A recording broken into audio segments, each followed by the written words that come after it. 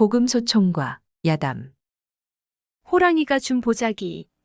옛날에 어떤 총각이 부모도 없이 혼자 살았습니다.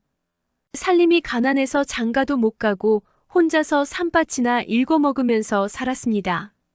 집이라고 있는 게 다 쓰러져가는 오막살이 한 칸인데 어찌나 허술한지 뒷간도 없었습니다.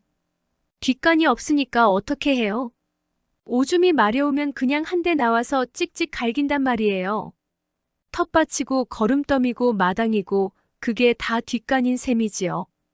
혼자 사는 총각이니까 모거리 낄 것도 없으니 그냥 그렇게 살았습니다. 그런데 추운 겨울밤이 되면 마당까지 나오는 것도 귀찮을 것 아니에요? 매운 바람이 쌩쌩 부는 날 밤에 자다가 말고 일어나 신을 신고 나오는 게 좀 귀찮은 일이에요.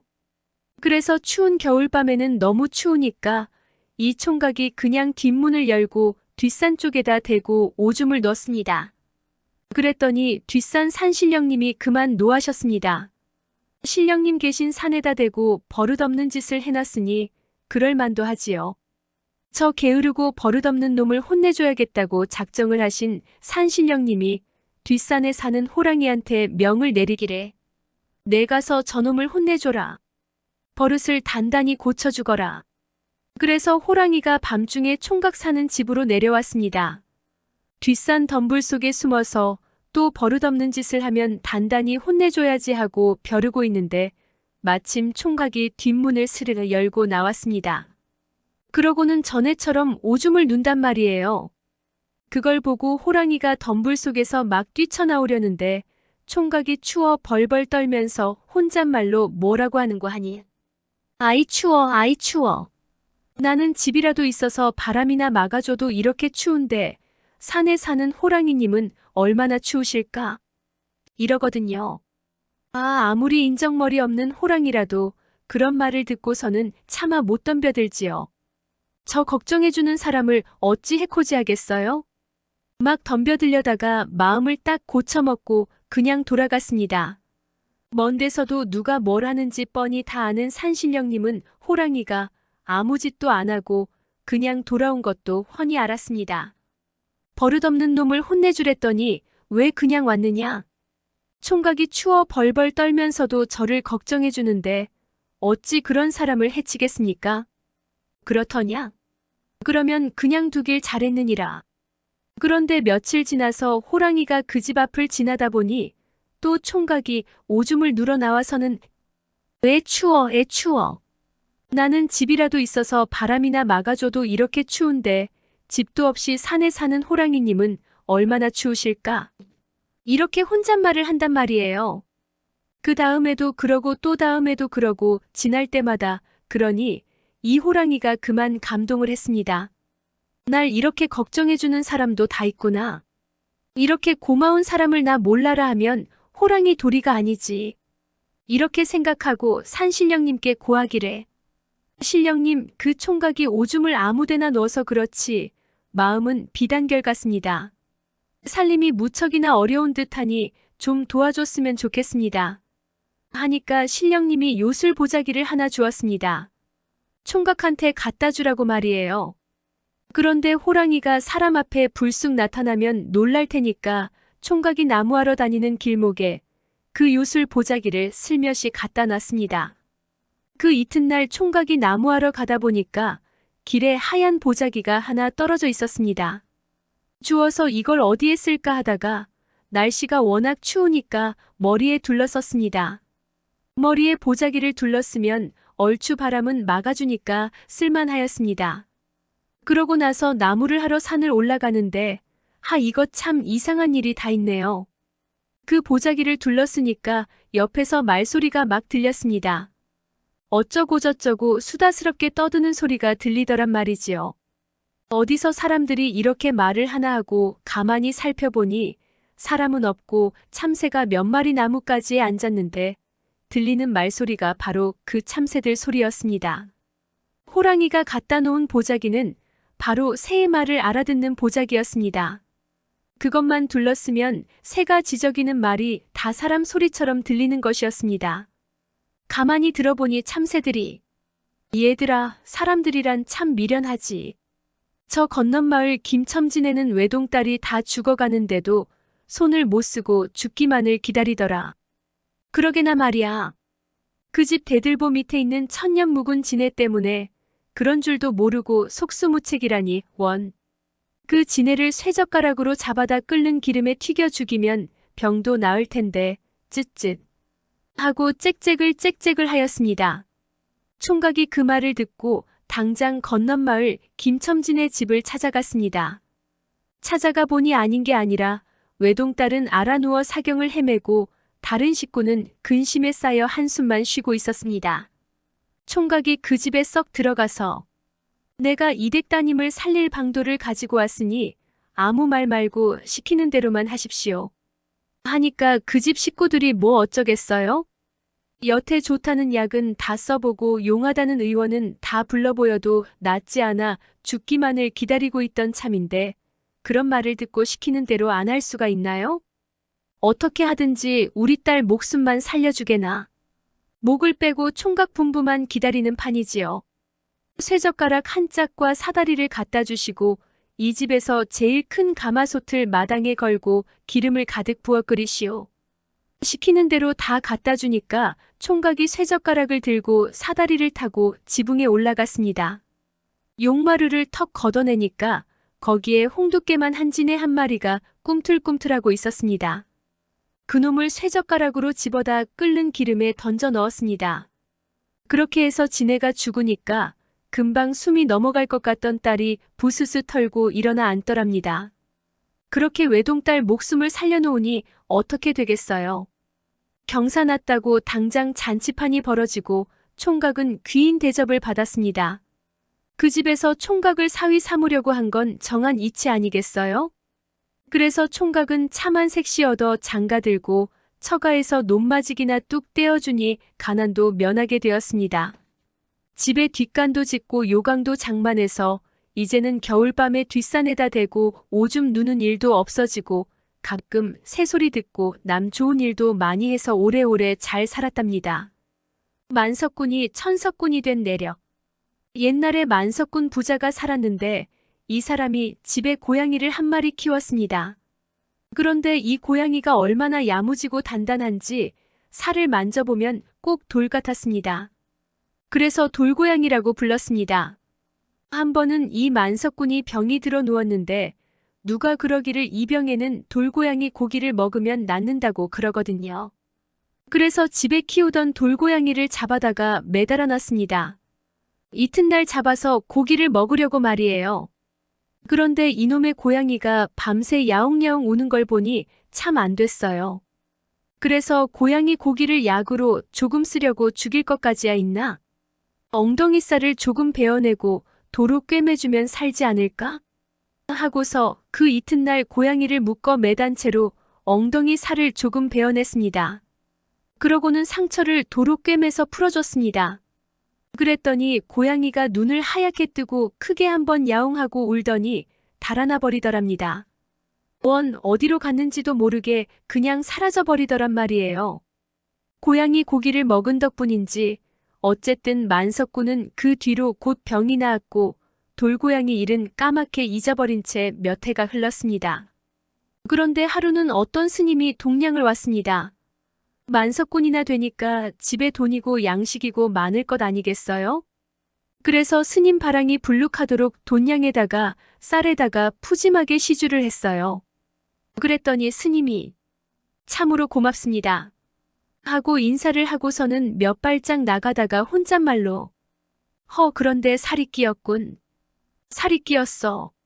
이러거든요. 그 소리를 주인은 못 듣고 하인들이 들었습니다. 저 스님이 지금 나가면서 뭐라고 그러시느냐? 살이 끼었다고 그러십니다. 주인이 놀라서 버선발로 달려나가 스님을 붙들었습니다. 스님, 그게 웬 말이십니까? 그게 웬 말인지는 주인이 더 잘 아실 텐데요. 도무지 모르겠습니다. 잘 생각해 보십시오. 분명히 산목숨을 모질게 다룬 일이 있을 것입니다. 산목숨을 모질게 다룬 일이 있다? 가만히 생각해 보니 몇 년 전에 돌고양이 살을 베어먹은 일이 있단 말이에요. 그것 말고는 도무지 그런 일이 없거든요. 사실은 몇 년 전에 이러이러한 일이 있었습니다.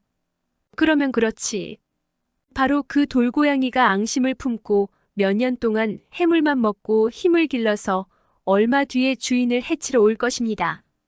들어보니 끔찍하단 말이에요.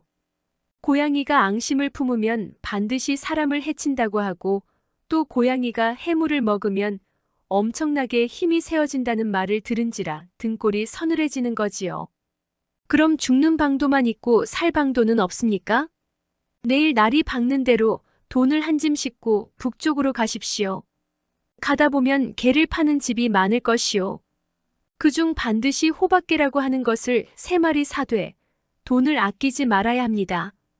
개를 집에 데려오면 묶어두지 말고 개가 하는 대로 가만히 두십시오.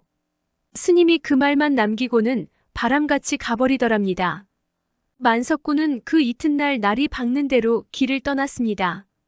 돈을 한 짐말에다 싣고 북쪽으로만 갔습니다. 북쪽으로 가다 보니 개를 파는 집이 참 많더랍니다.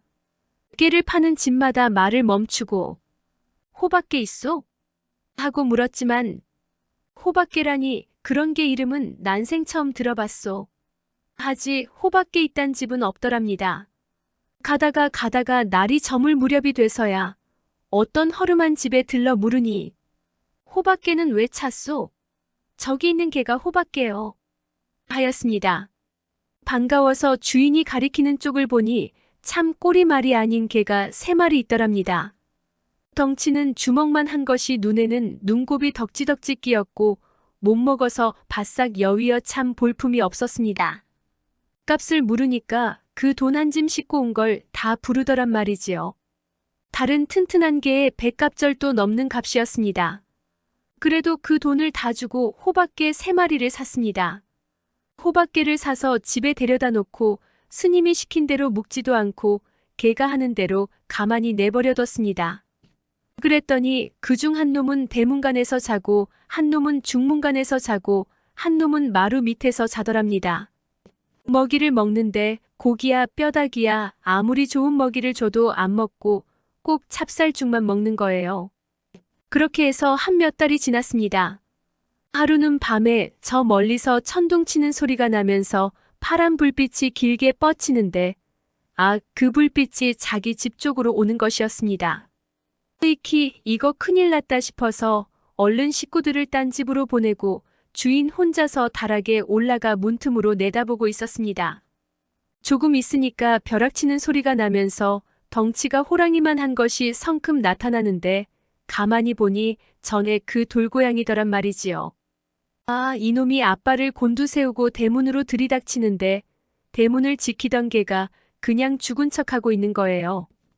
고양이가 달려들면 맞서 싸워야 할 텐데 그냥 죽은 듯이 엎드려 있단 말이지요. 고양이가 대문을 열고 중문으로 들이닥치는데 중문 지키는 개도 그냥 죽은 듯이 엎드려 있었습니다. 두 놈이 얼씬도 안 하고 가만히 있었습니다.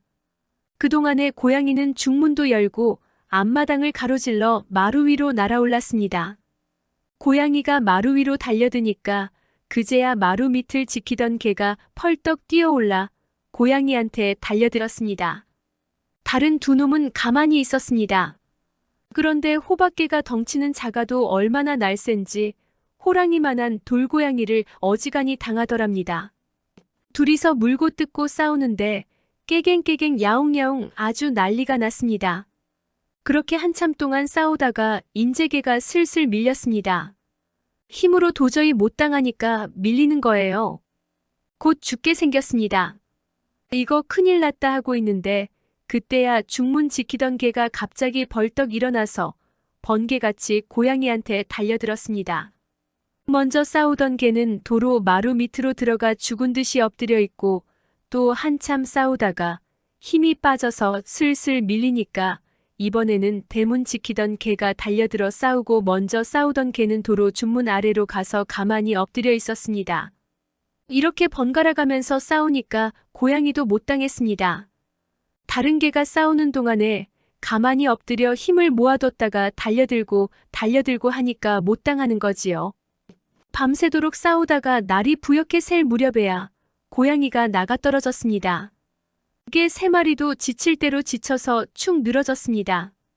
주인이 나와서 고양이를 아주 불에 태워 없애버리고 개들을 안아다가 방에 누이고 찹쌀죽을 끓여다 먹여서 겨우 살려놨습니다. 그래도 2마리는 살고 1마리는 죽었습니다. 죽은 개를 양지 바른 곳에다 고이 묻어주고 나니까 살아있던 개 2마리도 슬그머니 어디론가 가버리더랍니다. 그러고는 다시 안 나타났습니다.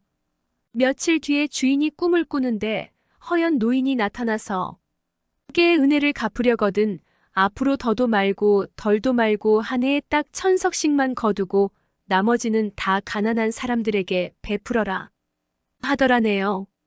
그 뒤로 한 해에 딱 1000석씩만 거두고 나머지는 다 가난한 사람들에게 나누어 줬습니다. 행여 잘못해서 1000석에서 단 몇 석만 더 거두어도 개 무덤에서 개 울음소리가 났다니 참 신기하지요. 이게 만석군이 1000석군 된 내력입니다. 정신없는 도깨비.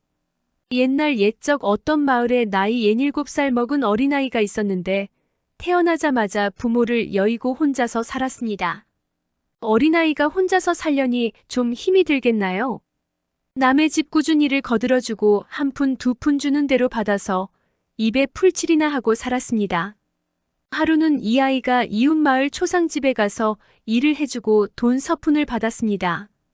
그 돈 10푼을 손에 꼭 쥐고 집으로 돌아오는데 모퉁이를 딱 도니까 꼭 저만한 아이가 썩 나타나더니 아무개야 아무개야 하고 제 이름을 부르고는 손뼉을 딱딱 쳤습니다.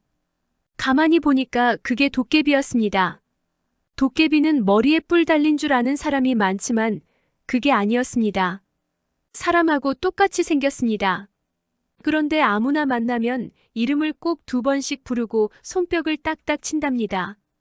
그걸 보고 도깨비인 줄 알지요. 길에서 갑자기 도깨비를 만났으니 이 아이가 참 놀랐지요. 그래도 뭐 아무렇지도 않은 척 했습니다. 도깨비를 만나서 놀란 모습을 보이면 안 되거든요. 그러면 도깨비가 기분이 나빠져서 꼭 해코지를 하게 됩니다. 그래서 태연하게 왜 부르느냐 하니까 내가 지금 돈이 없어서 그러는데 딱 10푼만 꾸어다오 이랬습니다. 도깨비가 돈이라고는 초상집 일해주고 받은 것 달랑 10푼뿐인데 그걸 꾸어달라니 딱하게 되었습니다.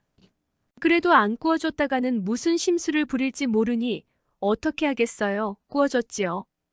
꾸어주면서 너 이 돈 꼭 갚을 테지 하고 다짐을 받았습니다. 도깨비는 아무렴 내일 저녁에 꼭 갚을 테니 염려 마라 하고는 연기같이 가버렸습니다. 아이는 도깨비한테 돈 10푼을 꾸어주고 나니 양식 살 돈이 없어서 그날은 쫄쫄 굶었습니다. 그 이튿날도 남의 집에 가서 일을 해주고 저녁에 집에 와 있으려니까 밖에서 누가 불렀습니다. 아무개야 아무개야 하고 손뼉을 딱딱 치는데 나가보니 어제 만났던 도깨비였습니다. 도깨비가 돈 10푼을 들고 왔습니다. 어제 꾼 돈 10푼 갚으러 왔다. 얘따 받아라 하고 돈 10푼을 줘서 받았습니다. 그놈의 도깨비 참 약속도 잘 지켰습니다. 그런데 그 다음날 저녁이 되니까 밖에서 또 누가 불렀습니다. 아무개야 아무개야 하고 손뼉을 딱딱 치는데 나가보니 또 그 도깨비가 왔습니다. 왜 그러느냐? 어제 꾼 돈 10푼 갚으러 왔다. 얘따 받아라. 이러고 또 돈 10푼을 주었습니다. 어제 틀림없이 갚았는데 또 주었습니다. 이게 무슨 돈이야? 꾼 돈은 어제 갚았잖니? 하니까 도깨비가 하는 말이 어라 얘 좀 봐. 내가 언제 갚았다고 그래? 어제 길에서 너한테 돈 10푼 빌리고 오늘 처음 만나는데 언제 갚아? 이러면서 부득부득 돈을 놓고 갔습니다. 아, 도깨비라고 하는 것이 무엇이든지 잘 잊어버린다더니 이를 두고 하는 말입니다. 그런데 제가 꾼 것은 안 잊고 갚은 것은 잊어버리니 그것도 우스운 일이지요. 어찌됐든 아이한테는 공돈이 10푼 생긴 셈이니 나쁠 거야 없지요. 그런데 그 다음날 저녁에 도깨비가 또 찾아왔습니다.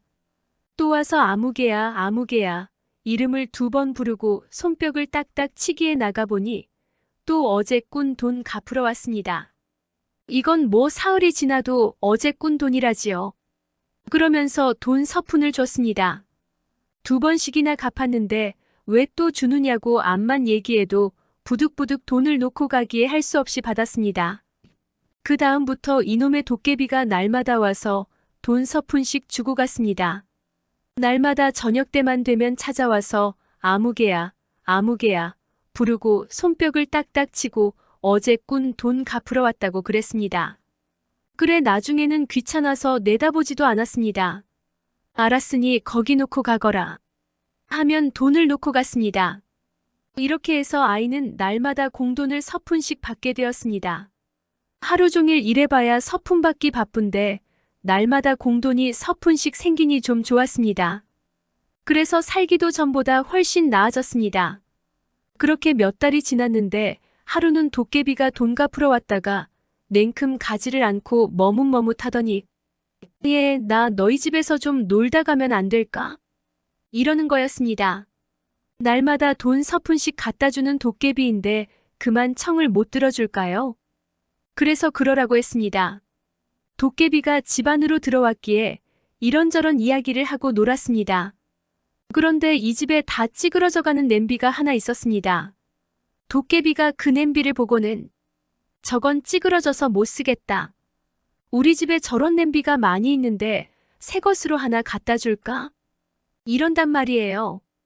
새 냄비를 준다는데 마다할 리 있나요?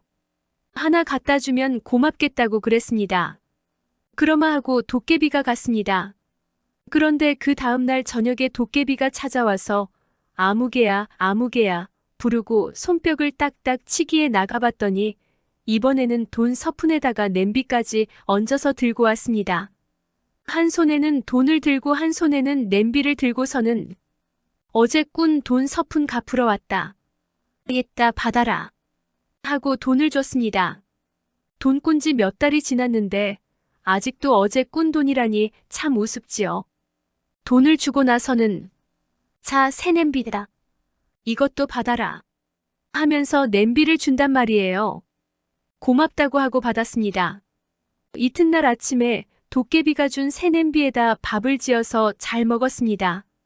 잘 먹고 냄비를 싹 씻어뒀는데 점심밥을 지어 먹으려고 냄비 뚜껑을 탁 열어보니까 아 이게 무슨 조화일까요? 냄비 안에 밥이 하나 가득 들어 있었습니다. 김이 무럭무럭 나는 하얀 쌀밥이 말이에요. 먹고 나서 싹 씻어두면 또 저절로 밥이 하나 가득 들어 있고 먹고 나면 또 그러고 이러네요. 글쎄. 그러니까 이게 요술 냄비였습니다. 도깨비들은 그런 걸 많이들 가지고 있다고 그러잖아요. 이러니 뭐 그 다음부터는 살판 났습니다. 양식이 떨어져도 걱정이 있나 밥 짓는다고 고생할 일이 있나요? 언제든지 냄비 뚜껑만 탁 열면 밥이 하나 가득 들어있으니 좀 좋아요. 그런데 더 좋은 건 그날부터 저녁마다 도깨비가 와서 돈도 주고 냄비도 주는 겁니다. 아무개야 아무개야 부르고 손뼉을 딱딱 쳐서 나가보면 아 도깨비가 한 손에 돈을 들고 한 손에는 냄비를 들고 서 있었습니다. 어제 꾼 돈 서푼 갚으러 왔다. 있다 받아라 하고 돈을 주고 나서 자 새 냄비다. 이것도 받아라 하고 냄비를 주었습니다. 그러니까 돈 갚은 것만 잊어버리는 게 아니라 냄비 준 것까지도 잊어버리는 모양입니다. 어찌됐든 이건 참수가 났습니다. 날마다 공돈 서푼씩 생기는 것만 해도 그저 그만인데 요술 냄비까지 날마다 하나씩 생기니까 이런 횡재가 어디 있나요? 아이는 냄비를 많이 얻어서 아침밥 짓는 냄비, 점심밥 짓는 냄비, 저녁밥 짓는 냄비를 하나씩 따로 두고 그래도 남아서 온 동네 사람들한테 하나씩 나누어 주었습니다. 그러니 온 동네 사람들이 다 살판났지 뭐예요. 그렇게 날마다 도깨비한테서 돈 서푼과 냄비를 얻으면서 살았습니다. 그렇게 또 몇 달이 지났는데 하루는 도깨비가 돈과 냄비를 주고 나서 또 얼른 가지를 않고 머뭇머뭇하더니 예, 나 너희 집에서 좀 놀다 가면 안 될까? 이래서 그러라고 했습니다. 그래서 또 이런저런 이야기를 하고 놀았습니다. 그런데 이 집에 다듬이 방망이가 하나 있었습니다. 옛날에 어머니가 옷을 다듬을 때 쓰던 방망이인데 그게 닳아서 좀 작아졌습니다. 도깨비가 그걸 보고는 저건 너무 작아서 못 쓰겠다. 우리 집에 저런 방망이가 많이 있는데 큰 걸로 하나 갖다 주마. 이런단 말이에요. 그러고는 참 그 이튿날 저녁에 도깨비가 방망이를 가지고 왔습니다. 이번에는 한 손에 돈을 들고 한 손에는 냄비를 들고 방망이는 허리춤에 차고 왔습니다. 어제 꾼 돈 갚으러 왔다. 옛다 받아라. 하고 돈을 주고 나서 자, 새 냄비다. 이것도 받아라. 하면서 냄비를 주고 내가 큰 방망이도 하나 주기로 했지. 자, 여기 있다. 하면서 방망이를 줬습니다. 뭐 지금까지 날마다 갖다 준 걸 죄다 잊어버리고 처음 갖다 주는 것처럼 그러니 참 우습지요. 이 아이가 도깨비한테서 방망이를 받아보니 방망이가 참 크고 좋았습니다. 그래서 그걸 다듬이 돌에다가 뚝딱뚝딱 두드리면서 나도 어머니가 있었으면 여기 이렇게 두드려서 새 옷 한 벌 지어줄 텐데 새 옷이나 한 벌 있었으면 좋겠다. 했더니 금세 새 옷이 턱 나왔습니다. 새 이불도 있었으면 좋겠다 하니까 새 이불도 턱 나왔습니다. 그러니까 그게 도깨비 방망이지요. 뭐든지 나오라고 하면 다 나오는 방망이란 말이에요. 그러니 얼마나 좋아요. 방망이를 두드려서 새 집도 나오게 하고 장롱도 나오게 하고 병풍도 나오게 해서 아주 번듯하게 차려놨습니다. 그런데 더 좋은 건 말이에요. 그 다음 날부터 도깨비가 날마다 와서 돈도 주고 냄비도 주고 방망이도 주는 거예요. 아무개야 아무개야 부르고 손뼉을 딱딱 쳐서 나가보면 도깨비가 한 손에 돈을 들고 한 손에는 냄비를 들고 방망이는 허리춤에 차고 턱 서 있었습니다. 어제 꾼 돈 갚으러 왔다. 옛다 받아라. 돈 꾼 지 1년이 다 되어가는데 아직도 어제래요. 자, 새 냄비다. 이것도 받아라. 냄비는 수도 없이 받았는데 또 줬습니다. 내가 큰 방망이도 하나 주기로 했지. 자, 여기 있다. 어제 하나 준 걸 잊어버리고 또 주었습니다. 이러니 수가 나도 보통 난 게 아니지 뭐예요. 그날부터 날마다 공돈 서푼에다가 요술 냄비에다가 도깨비 방망이까지 얻게 되니 이건 뭐 감당도 못할 횡재였습니다. 아이는 방망이를 많이 얻어서 금 내는 방망이, 은 내는 방망이, 옷 내는 방망이를 하나씩 따로 두고 그래도 남아서 온 동네 사람들한테 하나씩 나누어 줬습니다. 그러니 온 동네 사람들이 죄다 큰 부자가 되었습니다. 그렇게 해서 또 몇 달이 지났는데 하루는 이 아이가 이웃 마을 잔칫집에 가게 되었습니다. 처음에 도깨비를 만났던 그 모퉁이를 딱 도는데 누가 자꾸 불렀습니다. 아무개야 아무개야 두 번 부르고 손뼉을 딱딱 치는데 그 소리가 머리 위에서 들렸습니다. 그래서 하늘을 쳐다봤더니 공중에 그 도깨비가 붕 떠 있었습니다. 그런데 이놈의 도깨비가 공중에 붕 떠서 훌쩍훌쩍 울고 있었습니다. 너 왜 거기서 울고 있느냐? 하니까 이 도깨비가 울면서 하는 말이 내가 죄를 많이 지어서 하늘에 있는 도깨비 나라 임금님한테 벌 받으러 가는 길이다. 이러는 거였습니다.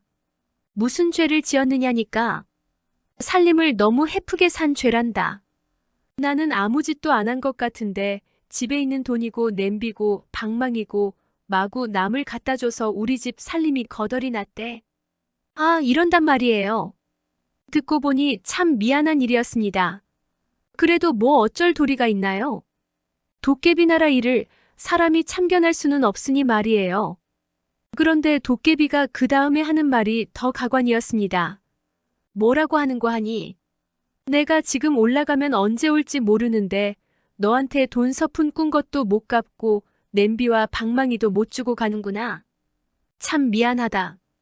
하늘에서 벌 다 받고 내려오면 그때 꼭 주마. 이러더랍니다.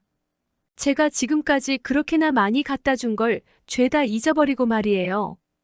그러고는 훌쩍 하늘로 올라갔는데 그 뒤로는 아무도 그 도깨비를 못 보았답니다.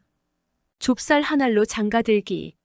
옛날 충청도 어느 곳에 늦도록 장가 못 간 노총각이 있었습니다. 이 총각이 사람 하나는 똑똑하고 야무진데 집안이 너무 가난했습니다. 그래서 나이 30이 넘도록 장가를 못 갔습니다. 아, 장가를 가려니 뭐 쥐뿔이나 있나요?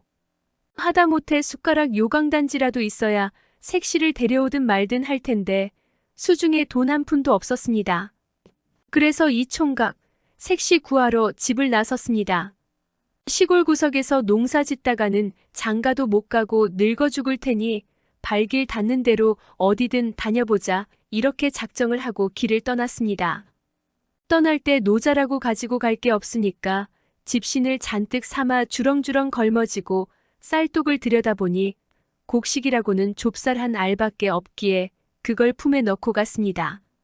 가다가 날이 저물어 주막에 들게 되었습니다. 주막에 들어서 주인더러 좁쌀 하나를 맡기면서 잘 간수해달라고 했습니다. 이걸 잘 맡아두었다가 내일 길 떠날 때 꼭 돌려주시구려. 아, 그러지요. 주인이 받아들고 보니 좁쌀 한 알이었습니다. 별 싱거운 사람 다 보겠다고 그걸 그냥 방구석에 던져놨습니다. 그런데 그 좁쌀을 밤새 쥐가 먹어버렸습니다. 아침에 일어나서 총각이 주인더러 어제 맡긴 좁쌀을 달라 하니 좁쌀이 없어졌습니다. 아, 그것 간밤에 쥐가 먹어버린 모양이요. 내 다른 좁쌀로 물어드리리다. 안 돼요, 안 돼. 꼭 그 좁쌀이어야 하오. 쥐가 먹어버린 걸 난들 어떡하오. 그러면 좁쌀 먹은 쥐라도 내놓으시오. 주인이 할 일 없이 쥐를 한 마리 잡아다 줬습니다. 총각은 그 쥐를 품에 넣고 또 길을 떠났습니다. 가다가 날이 저물어 또 주막에 들었습니다. 이번에는 쥐를 주인한테 맡기면서 잘 맡아달라고 그랬지요. 주인장, 이 쥐를 잘 맡아두었다가 내일 돌려주오. 쥐는 무엇에 쓰려고 가지고 다니는지 모르지만 그렇게 하지요. 주인은 쥐를 받아 망태에 넣어가지고 실렁에 얹어놨습니다. 그런데 밤새 그 집 고양이가 잡아먹어버렸습니다. 이튿날 아침에 총각이 어제 맡긴 쥐를 달라 하는데 쥐가 있나요? 그 쥐를 우리 집 고양이가 잡아먹어버렸는데 내 다른 쥐를 한 마리 드리리다. 안 돼요, 안 돼. 꼭 그 쥐여야 하오. 그거 참. 그 쥐는 벌써 고양이 뱃속에 들어있는데 무슨 수로 내놓는답니까? 그러면 쥐를 먹은 고양이라도 내놓으시오. 주인이 할 수 없이 고양이를 줬습니다. 총각은 고양이를 받아가지고 목에 끈을 메어 줄을 잡고 갔습니다. 가다가 날이 저물어 또 주막에 들었는데 이번에는 주인한테 고양이를 맡겼습니다. 이 고양이를 잘 맡아두었다가 내일 아침에 돌려주오. 그러지요. 주인이 고양이를 받아들고 어디에 메어둘까 살펴보니 마땅히 둘 데가 없었습니다. 그래서 마구간 기둥에 메어놨습니다. 그랬더니 밤새 마구간에 있던 말이 고양이를 밟아서 고양이가 그만 죽어버렸습니다. 이튿날 총각이 고양이를 달라는데 죽어버렸으니 어떻게 하겠어요. 아, 이거 참 미안하게 됐소이다. 그 고양이가 간밤에 말발굽에 밟혀 죽어버렸는데 내 다른 고양이를 한 마리 드리리다. 다른 고양이는 소용이 없소. 꼭 그 고양이가 아니면 안 돼요. 그 고양이는 죽었는데 난들 어떡하란 말이오. 그러면 고양이 밟아 죽인 말이라도 주시오. 꼭 그 고양이가 아니면 안 된다고 떼를 쓰니 도리가 있나요? 말을 줬습니다. 총각은 말을 얻어서 올라타고 껐덕거리면서 갔습니다. 가다가 날이 저물어 또 주막에 들었습니다. 이번에는 주인에게 말을 맡기면서 잘 맡아달라고 그랬습니다. 주인이 그러마 하고 말을 맡았는데 하필 그날따라 말 탄 손님이 많은지라 마구간이 꽉 찼습니다. 그래서 하는 수 없이 외양간에 메어놨습니다. 그런데 밤새 외양간의 황소가 뿔로 떠받아 말이 죽고 말았습니다. 일이 되느라고 그러는지 안 되느라고 그러는지 주막에 맡기는 짐승마다 죽어나갔습니다. 이튿날 총각이 길을 떠나면서 말을 달라고 하는데 말이 죽어버렸으니 큰일 났습니다. 아이고 손님, 그 말이 간밤에 황소뿔에 받쳐 죽어버렸습니다. 다른 말을 드릴 터이니 타고 가시오. 그럴 수는 없어요. 꼭 그 말이 아니면 안 돼요. 죽은 말을 어떻게 살려내란 말이오? 그러면 말을 떠받은 황소라도 주시오. 때를 쓰니 도리가 있나요? 줬지요. 이렇게 해서 좁쌀 한 알이 황소 한 마리가 되었습니다. 총각은 황소를 타고 흔들거리면서 갔습니다. 그러다 보니 한양에 다 왔는데 문 안에 들어서자 날이 저물었습니다. 그래서 또 주막에 들었습니다. 총각은 주막 주인에게 황소를 맡기면서 잘 맡아달라고 했습니다. 그런데 그놈의 황소까지도 무사하지 못하게 되었습니다. 어떻게 되었는고 하니 주인 아들이 하나 있는 것이 천하의 망나니인데 이놈이 밤새 노름을 하다가 노름 미천이 떨어져서 새벽녘에 집으로 털레털레 와보니 못 보던 황소가 한 마리 있었습니다. 노름 미천할 생각에 옳다구나 하고 당장 고삐를 풀어 소를 끌고 소전에 갖다 팔아버렸습니다. 아침에 일어나 보니 황소가 없었습니다. 총각이 어제 맡긴 소를 달라 하는데 있어야 주지요. 손님, 우리 집 아들놈이 간밤에 그 소를 내다 팔아버린 모양이요. 네, 그 소 대신 다른 황소를 한 마리 사드리리다. 아, 그건 안 되지요. 꼭 그 황소를 찾아주시오. 이미 팔아먹은 황소를 어디 가서 찾는단 말이오. 에이, 그럼 소전에 가서 찾아봐야겠군. 총각이 그 길로 소전에 갔습니다. 이러이러한 소가 오늘 새벽에 어디로 팔려갔는지 아느냐고 수소문을 했습니다. 수소문을 해보니 그 소가 정승집에 팔려갔다고 했습니다. 마침 그날이 정승딸 생일이라 생일상에 놓을 고깃감으로 소 한 마리를 사갔다 했습니다. 이 총각이 불문곡직 정승집에 찾아갔습니다. 가보니 생일잔치가 한창인데 이 총각이 다짜고짜 들어가서 내 소 내놓으라고 고함을 쳤습니다. 아, 정승집에서는 금지홍엽 같은 딸 생일이라고 황소 한 마리 잡아서 한창 잔치를 벌일 판인데 웬 떡거머리 총각이 들어와서 내 소 내놓으라고 야단을 하니 기가 막혔습니다. 하인들이 달려들어 내쫓으려고 하는데 정승이 가만히 보니 필경 무슨 곡절이 있어 보였습니다. 그래서 조용히 총각을 불러다가 무슨 연유로 그러느냐고 물어봤습니다. 총각이 자초지종을 쭉 이야기하는데 가만히 들어보니 그게 좁쌀 한 알이 쥐가 되고 쥐가 고양이가 되고 고양이가 말이 되고 말이 소가 된 내력이었습니다. 그래, 내 사정은 잘 알겠다만 내 소는 이미 잡아버렸으니 어떻게 하면 좋겠느냐? 예, 그러면 그 소 잡아먹은 사람이라도 제게 주십시오. 소 잡아먹은 사람이 누구겠어요? 다름 아닌 정승딸이지요. 정승딸 생일이라고 소를 잡았으니 이치가 그렇잖아요. 정승이 가만히 보니 총각이 비록 행색은 보잘것없지만은 말하는 품이 담대하고 야무진 데다 적당히 능글맞기도 해서 밉지 않았습니다. 이놈이라면 사위 삼아도 되겠다 싶어서 제 집에 두고 그를 가르쳐서 나중에 사위를 삼았습니다. 그러니 총각은 원대로 되었습니다. 구렁덩덩 신선비. 옛날에 어떤 아낙네가 아들을 낳았는데 글쎄 사람을 안 낳고 구렁이를 낳았습니다. 그 징그러운 걸 방에서 키울 수도 없고 해서 부엌구석에다 삼태기를 씌워놓고 키우는데 이 구렁이가 파리를 틀고 점잖게 누워있다가 때가 되면 스르르 기어나와서 밥을 먹고 또 들어가고 이렇게 살았습니다. 그런데 그 이웃집의 딸 삼형제가 살았습니다. 이 세 딸들이 하루는 구렁이 구경한다고 이 집에 놀러 왔습니다. 맨 처음 첫째 딸이 구렁이를 보고서는 에그 징그러워 하면서 막대기로 구렁이 왼쪽 눈을 쿡쿡 찔렀습니다.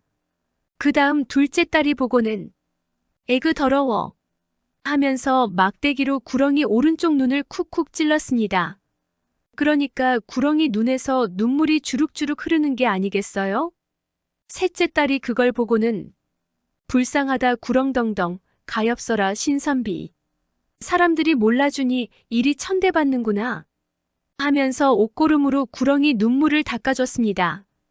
그 일이 있은 뒤에 구렁이가 자기 어머니 보고 어머니 이웃집 셋째 딸에게 장가 보내주세요 하고 졸랐습니다.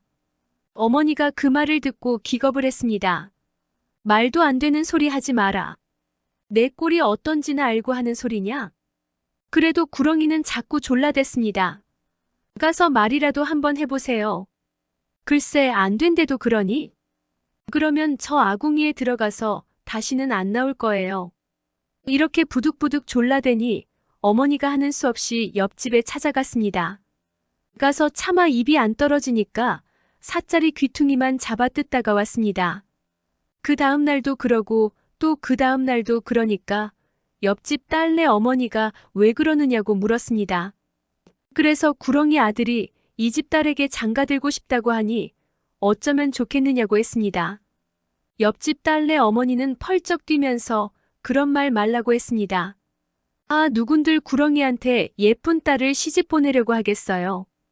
그래도 딸한테 물어나 보자고 첫째 딸을 불러서 구렁이에게 시집 가겠느냐고 하니까 에구머니 누가 그 징그러운 것한테 시집 간대요?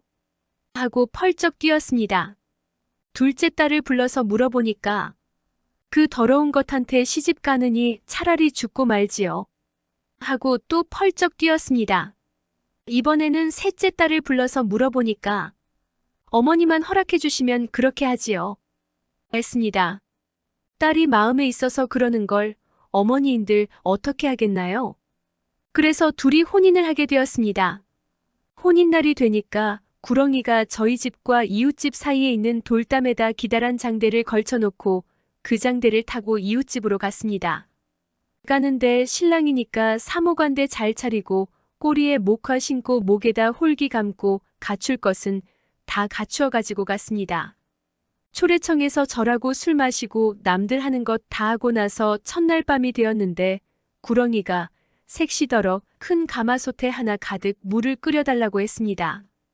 그래서 물을 끓여줬더니 그 물에 들어가 목욕을 하더니 글쎄 허물을 쓱 벗고 사람 모습으로 변했습니다. 아주 인물도 훤하고 늠름한 새신랑이 되었지요. 색시집에서는 구렁이 사위 봤다고 밤새 풀이 죽어 있다가 아침에 신방에서 잘생긴 새신랑이 나오니까 한편으로 놀라고 한편으로 좋아서 야단법석이 났습니다. 그런데 두 언니는 그걸 보고 좋은 신랑감을 막내한테 빼앗겼다고 배를 끙끙 앓았습니다. 구렁덩덩 신선비하고 색시는 아주 재미나게 잘 살았습니다. 그러다가 구렁덩덩 신선비가 과거를 보러 가게 되었습니다. 과거 보러 떠나기 전날 저녁에 신랑이 장가가던 날 벗은 허물을 색시에게 주면서 이것을 아무에게도 보이지 말고 잘 간수해줘. 만약 이게 없어지면 나도 돌아오지 못하게 돼요. 하고 신신당부를 했습니다.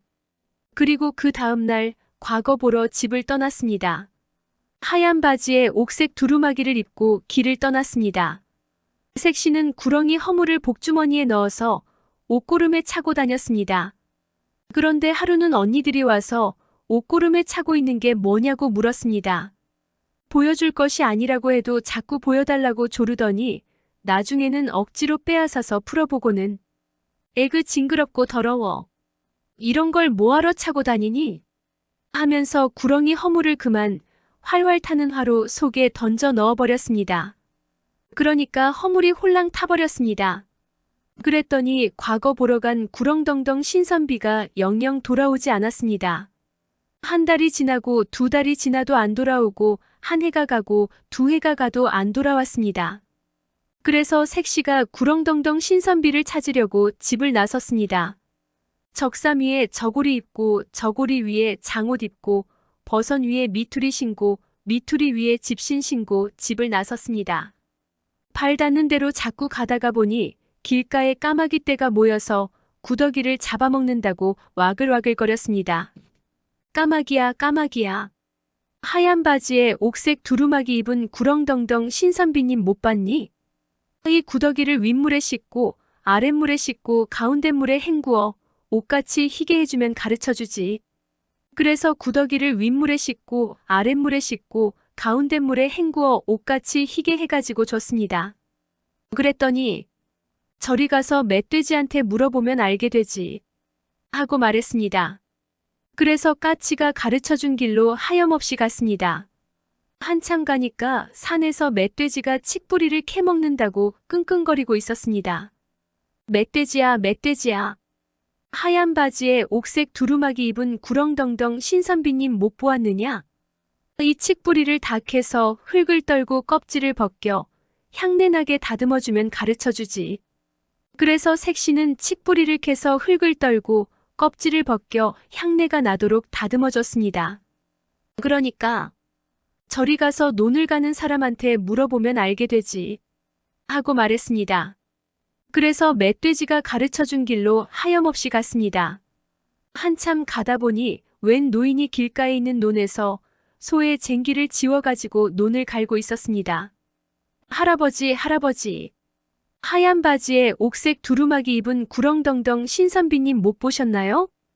이 논 저 논 다 갈아 물대고 썰애질하여 씨 뿌리고 모짜리 만들어주면 가르쳐주지. 그래서 소를 몰아 한없이 넓은 논을 다 갈고 물을 대고 썰애질하여 씨를 뿌려서 모짜리를 만들어줬습니다. 그랬더니 저리 가서 빨래하는 사람에게 물어보면 알게 되지. 했습니다. 노인이 가르쳐준 길로 자꾸 갔습니다. 한참 가다 보니 웬 할머니가 개울가에 빨래를 산더미만큼 쌓아놓고 방망이로 두드려 빨고 있었습니다. 할머니, 할머니. 하얀 바지에 옥색 두루마기 입은 구렁덩덩 신선비님 못 보셨나요? 하고 물으니까 할머니가 하는 말이 검은 빨래 희게 빨고 흰 빨래는 검게 빨아 맑은 물에 헹구어 보송보송하게 말려주면 가르쳐주지. 이렇게 말했습니다. 그래서 그 많은 빨래를 검은 것은 희게 하고 흰 것은 검게 해서 맑은 물에 헹구어 보송보송하게 말려줬습니다. 그랬더니 할머니가 주발 뚜껑 하나 하고 젓가락 하나를 주면서 이 주발 뚜껑을 타고 이 젓가락으로 노를 저어 저기 샘물 따라 들어가서 구렁덩덩 신선비네 집을 찾아 그 집에서 동냥을 해라. 밥을 주거든 받지 말고 그릇을 떨어뜨려서 밥알을 하나하나 줍다가 날이 저물면 그 집에서 묵어가거라. 했습니다. 그래서 주발 뚜껑을 타고 젓가락으로 노를 저어 샘물을 따라 들어갔습니다. 한참 들어가니까 향내가 그윽하게 풍기면서 생전 처음 보는 경치가 나타났습니다. 높은 언덕에는 기와 요초 만발하고 넓은 들에는 곡식과 남새가 풍성한데 공중에는 온갖 새가 지저귀고 풀밭에는 마소가 한가로이 풀을 뜯고 있었습니다. 주발 뚜껑에서 내려 그 경치 좋은 곳으로 들어섰습니다. 그런데 어디서 후여 구렁덩덩 신선비네 떡살 술살 그만 까먹고 어서 가라 후여 하는 소리가 들렸습니다. 얼른 소리나는 쪽을 돌아보니 조그마한 계집아이가 논가에 서서 새를 쫓고 있었습니다. 색시가 그리로 달려가서 어디 한 번 더 새를 쫓아보라고 그랬습니다.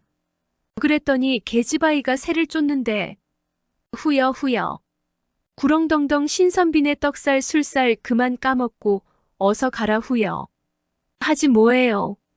그래서 아이더러 구렁덩덩 신선비네 집이 어디냐고 물었습니다. 그런데 이 아이가 하는 말이 저희 아씨마님이 아무에게도 집을 가르쳐주지 말랬다고 안 가르쳐준다고 그랬습니다. 색시가 손가락에 끼고 있던 금가락지를 빼주면서 어르고 달랬더니 저기 저 기와집으로 가보라고 그랬습니다. 가보니 포르르 날아가는 기와집인데 그 집 앞에서 할머니가 가르쳐준 대로 동냥을 했습니다. 그러니까 하인이 나와서 밥을 주는데 일부러 밥그릇을 땅에 떨어뜨려 놓고는 밥알을 하나하나 주워 담았습니다. 그러다 보니 날이 저물었습니다. 그래서 하룻밤 묵고 가게 해달라고 부탁을 했습니다. 그래서 밤에 그 집에서 묵는데 달이 휘영청 밝아서 달을 쳐다보고 있으려니까 저쪽 사랑채에서 달도 밝고 별도 밝은데 이내 마음 외롭구나. 고향에 있는 내 색시도 저 달 보고 있을까? 하는 노랫소리가 들렸습니다. 가만히 들어보니 구렁덩덩 신선비, 자기 남편 목소리였습니다. 얼마나 반가운지. 달도 밝고 별도 밝은데 이내 몸은 고달파라.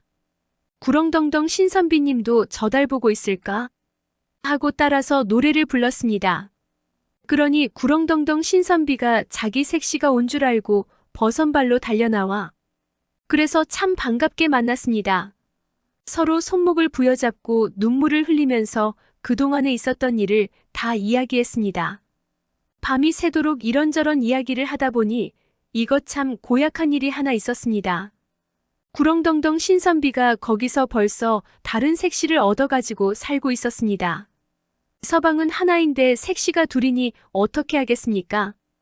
본 색시가 왔다고 나중 얻은 색시를 쫓아낼 수는 없는 일 아니겠습니까? 그래서 색시 둘이 내기를 하기로 했습니다. 내기를 해서 이기는 사람이 구렁덩덩 신선비와 함께 살기로 했습니다. 무슨 내기를 했는고 하니 먼저 참새 떼 올라앉은 나무까지 꺾어오기, 그 다음은 얼음 위에서 나막신 신고 물동이 이고 걸어가기, 그리고 마지막으로 호랑이 눈썹 한 줌 뽑아오기 내기입니다. 첫 번째 내기를 하는데 본색시가 얼마나 얌전하게 나뭇가지를 꺾어 오는지 참새떼가 앉아 있어도 몰랐습니다. 그런데 둘째 색시는 나무를 함부로 꺾다가 참새를 다 날려버렸습니다. 그래서 첫 번째 내기에 이겼습니다. 이번에는 얼음판 위에서 나막신 신고 물동이를 이고 걸어가는데 본색시가 어찌나 사뿐사뿐 잘 걷는지 물을 한 방울도 안 흘렸습니다. 둘째 색시는 엄벙덤벙 걷다가 넘어져서 물동이까지 깨뜨렸습니다. 그래서 두 번째 내기에도 이겼습니다. 그런데 마지막 내기가 문제였습니다. 호랑이 눈썹을 어디 가서 어떻게 뽑아오겠습니까? 본색시가 할 일 없이 집을 나와 산속으로 들어갔습니다. 정처 없이 산속을 헤매다 보니 깊은 산속에 오막살이가 한 채 있었습니다. 들어가 보니 머리가 하얀 할머니가 배를 짜고 있는데 치마 밑으로 호랑이 꼬리가 삐죽이 나와 있었습니다. 색시가 죽기 살기로 사정 이야기를 다 하고 제발 좀 도와달라고 그랬습니다. 그러니까 이 할머니가 하는 말이 나는 늙어서 눈썹이 다 빠지고 없으니 배틀 뒤에 숨어 있으면 아들놈 눈썹을 뽑아주지 했습니다. 배틀 뒤에 숨어서 한참 있으니까 밖에서 요란한 소리가 들리더니 집채만한 호랑이가 쿵 하고 들어왔습니다. 그러고는 킁킁거리며 냄새를 맡더니 어머니 방에서 인내난다 인내나 이러면서 방구석을 사방 돌아다녔습니다. 그러니까 할머니가 이놈아 내가 늙어서 냄새가 난다. 그런데 내 눈썹에 그게 뭐냐? 진디가 붙었나? 하면서 아들 호랑이 눈썹을 털어주는 척하면서 한 줌 썩 뽑더니 가서 사냥이나 더 해오너라 하고 아들을 내보냈습니다. 아들 호랑이가 나간 뒤에 이 할머니가 호랑이 눈썹을 한 줌 주면서 어서 가보라고 했습니다. 그래서 호랑이 눈썹을 구해서 돌아와 보니 둘째 색시는 눈썹을 뽑아 온다는 게 어디서 돼지 눈썹을 한 줌 뽑아왔습니다. 그래서 세 가지 내기에 다 이겨서 구렁덩덩 신선비하고 오래오래 재미나게 잘 살았습니다. 저승사자도 놀란 가난. 한 300년 거슬러 올라가서 그 옛날 어떤 시골에 참 가난한 노총각이 하나 살았습니다. 어려서 부모를 다 여의고 정강이가 빨갈 때부터 남의 집 머슴살이를 하다 보니 뭐 가진 게 있어야지요. 몸뚱이 하나만 믿고 사는 거예요. 그러다가 나이 30이 넘었는데 장가를 갈 수가 없었습니다. 집도 한 칸 없이 맨몸으로 사는 처지에 무슨 색시를 얻겠나 말이에요. 다른 사람이 보다 못해 어디서 과부를 하나 업어다가 장가를 들여줬습니다. 과부를 하나 업어다가 장가를 들긴 했는데 먹고 살 일이 태산이거든요. 뒷산 기슭에 얼기설기 움막을 하나 짓고 솥단지 하나 걸어놓고 그냥 사는 거예요. 종일 남의 집일 해주고 보리고 콩이고 닥치는 대로 한 줌 얻어다가 끓여 먹고 사는 거지요. 있으면 먹고 없으면 굶고 이렇게 살았습니다. 살다가 처사이를 턱 낳았는데 하필 보릿고개에 낳았습니다. 옛날에는 보릿고개에 딸네 집에도 안 간다는 말이 있거든요. 그만큼 먹고 살기 어렵다는 얘기지요. 그럴 때 아이를 턱 낳아놨으니 참 기막힐 것 아니겠어요? 아내는 아이를 낳고 기진맥진해서 누웠는데 미역국은 고사하고 보리죽 한 사발도 끓여줄 것이 없거든요. 게다가 남들 다 자는 한밤중에 아이를 낳았습니다. 밝을 때 같으면야 이웃에 다니면서 보리든 기장이든 얻어다 끓여 먹일 텐데 이건 한밤중이라 그럴 수도 없었습니다. 행여 먹다 남은 곡식이 한 줌이라도 붙어 있을까 하고 독마다 뒤지고 다니는데 그게 죄다 텅텅 비었습니다. 그러다가 어느 독을 들여다보니까 밀가루가 바닥에 조금 붙어 있단 말이에요. 독을 거꾸로 들고 밀가루를 탁탁 털어내니까 반줌이나 나오는데 그걸 솥에 넣고 물을 부어 끓이는 거예요. 멀건 수제비를 끓여서 아내한테 갖다 주었는데 그게 어디 입에 들어가나요? 그따위 걸 먹은들 산모가 기운을 차릴 수가 있나요? 먹은 둥 마는 둥 그냥 탈진해서 쓰러져 있었습니다. 남편은 저도 며칠 굶은 판에 멀건 수제비 한 숟갈 못 먹고 밤새 그 난리를 쳐놨으니 뭐 100일 도리가 없는 거지요. 밀가루 독을 안고 그대로 나자빠져서 그냥 잠이 들었습니다. 그 몰골이 참 흉했습니다. 머리는 쑥대밭이요, 옷은 갈기갈기 찢어졌는데 얼굴은 며칠 굶어 누렇게 뜬 것이 독을 하나 끌어안고 자빠졌으니 그게 야차 몰골이지 사람 몰골은 아니거든요. 이때 아내는 실신을 해서 숨이 오락가락했습니다. 사람의 숨이 오락가락하면 저승사자가 오게 돼 있단 말이에요. 저승에서 저승사자가 그것도 3씩이나 왔습니다. 아내가 실신을 해가지고도 어렴풋이 뵈는 게 있었던 모양이에요. 가만히 보니 저승사자 3이 문 밖에 와서 어른어른 하거든요.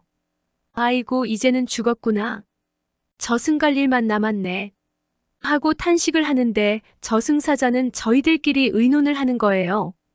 아, 우리가 저런 안악 하나 잡아가려고 3씩이나 들어갈 게 뭐 있어?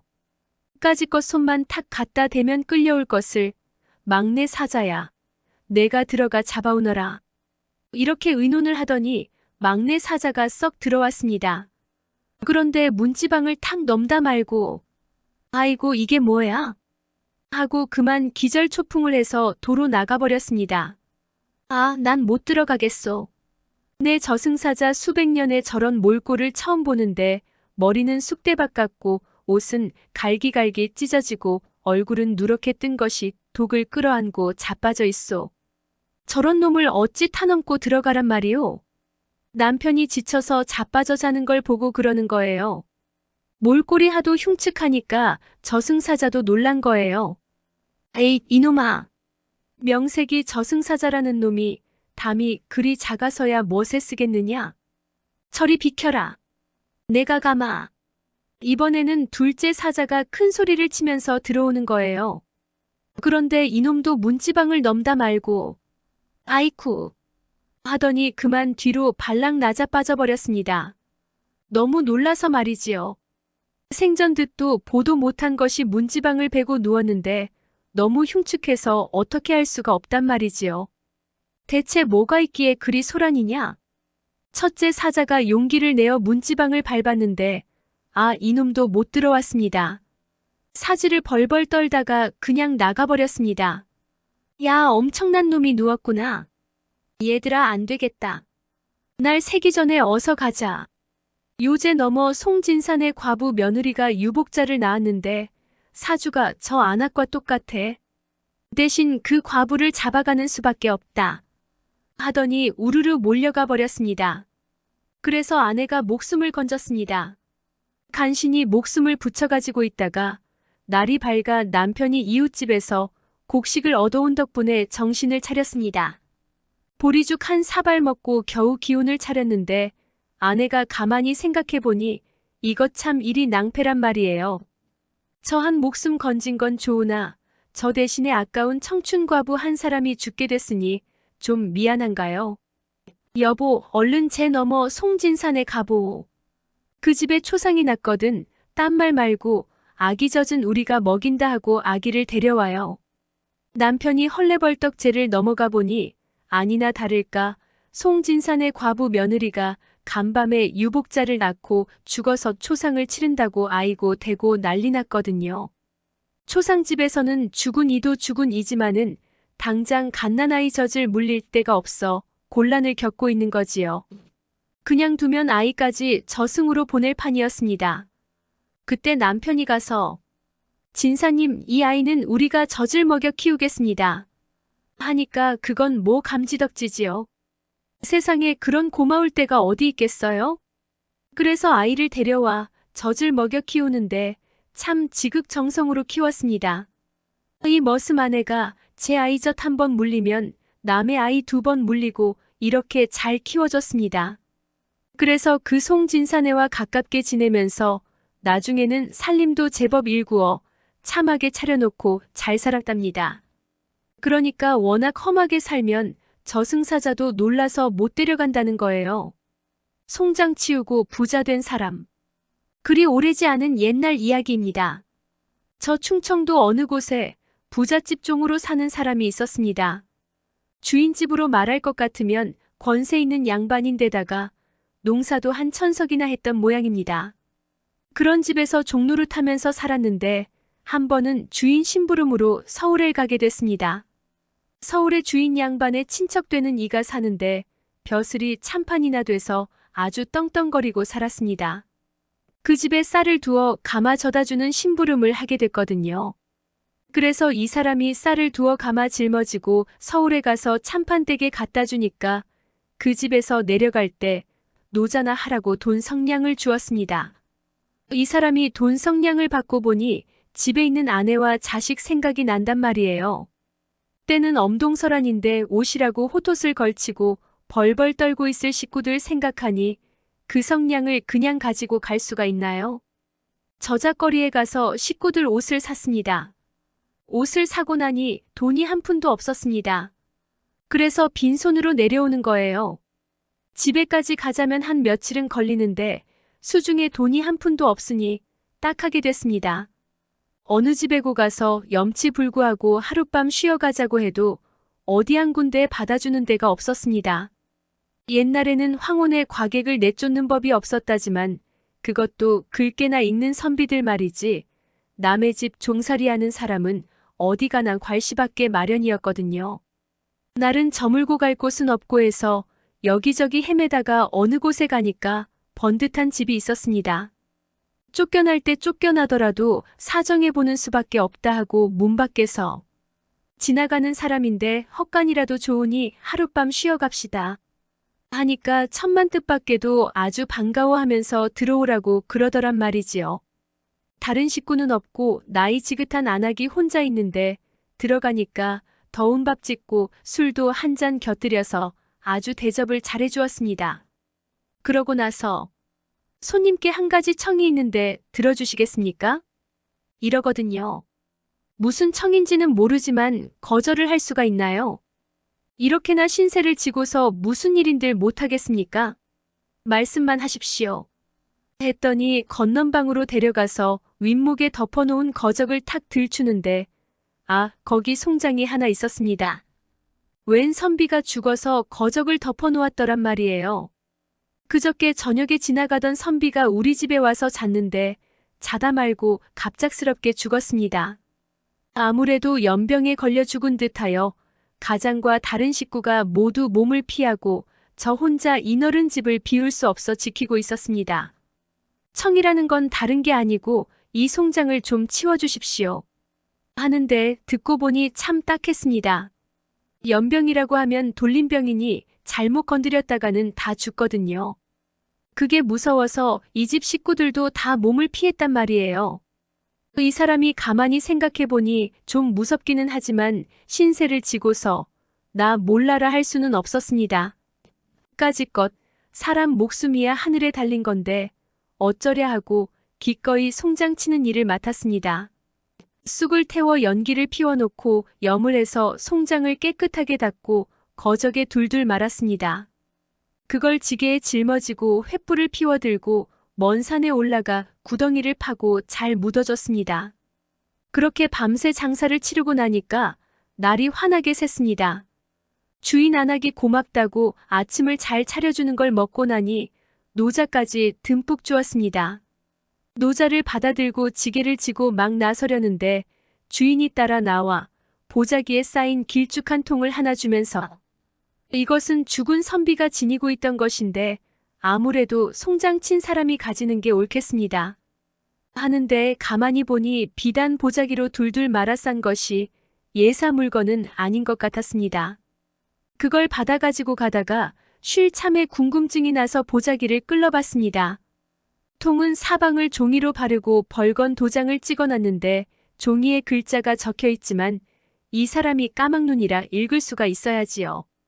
바로 들고 보고 거꾸로 들고 보고 이러는데 그때 마침 선비한 사람이 지나다가 그걸 이렇게 들여다보더니 깜짝 놀라면서 여보, 이게 어디서 났소? 하고 묻거든요. 아, 나도 얼떨결에 얻었습니다. 대체 이게 무엇입니까? 그게 충청감사가 임금님한테 보내는 편지통이요. 아, 이런단 말이에요. 듣고 보니 일이 참 복잡하게 됐습니다. 그 선비가 임금님한테 가는 편지를 들고 가다가 변을 당했나 본데 그걸 이 사람이 가지게 됐으니 어떻게 해요?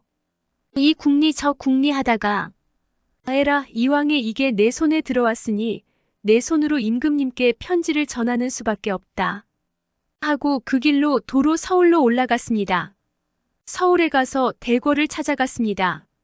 문지기가 못 들어가게 막는 것을 편지통을 내보이니 당장 안으로 들여보내주더랍니다. 그래서 이 사람이 임금님 앞에까지 불려갔습니다. 너는 어떤 백성인데 이런 중한 편지를 가지고 왔느냐? 그래서 그동안 있었던 일을 임금님께 다 고했습니다. 서울 사는 참판댁에 심부름 왔다가 노자를 다 쓰고 내려가는 길에 잘 곳이 없어 어느 집에 들어갔는데 거기서 송장을 치게 됐었고 송장된 사람이 갖고 있던 물건을 얻었는데 뒤늦게 중한 편지인 줄 알고 가져왔노라. 이렇게 말이에요. 임금님이 그 말을 다 듣더니 고개를 끄덕끄덕하고는 내가 큰일을 했구나.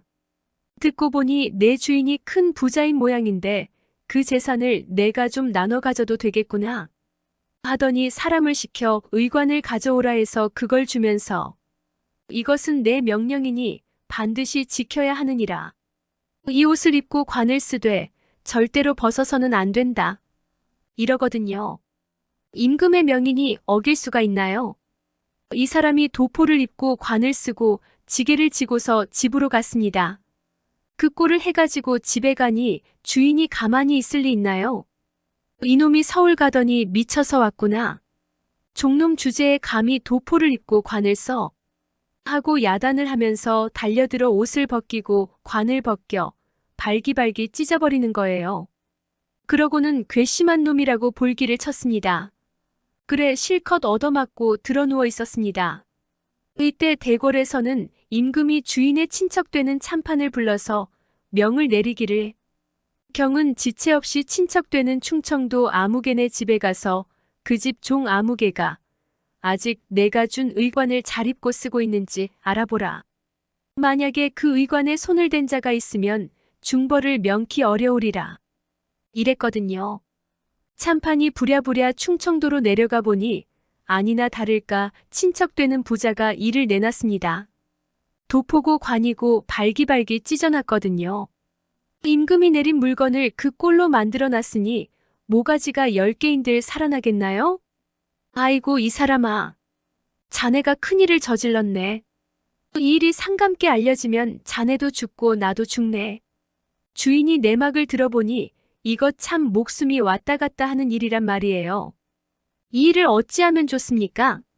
하는 수 없네. 그 종놈을 잘 구슬려서 이 일을 입 밖에 내지 못하도록 해야겠네. 아예 그놈 종문서를 태우고 땅마직이나 조이 나눠주는 게 상책일세. 그렇게 해서 무사하다면야 그러고 말고요.